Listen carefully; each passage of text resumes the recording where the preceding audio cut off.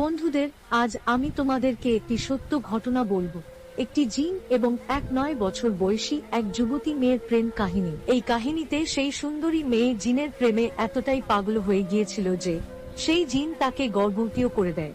এরপর যা ঘটে তা দেখে পুরো গ্রাম অবাক হয়ে যায়। প্রিয় বন্ধুরা, এই সুন্দর কাহিনীটি শেষ পর্যন্ত অবশ্যই শুনো, কারণ এটি খুবই চমৎকার এবং বিশেষ করে নারীদের এই ঘটনাটি জানা উচিত। এতে তোমরাও বুঝতে পারবে যে জিনরা কোন কোন ধরনের মেয়েদের প্রতি আকৃষ্ট হয়। এই কাহিনী পাকিস্তানের খাইবার গাঁওয়ের একটি ছোট শহর ডেরা ইসমাইল খানের। এখানকার গলিগুলো সরু, কাদামাটির দেয়ালে পুরনো সময়ের ছাপ স্পষ্ট এবং সকালে আজানের ধ্বনি বাতাসে ভেসে বেড়ায়। শহরের বাইরে একটি পুরনো বন আছে, যেটা নিয়ে বলা হয় যে ওখানে জিনদের বাস।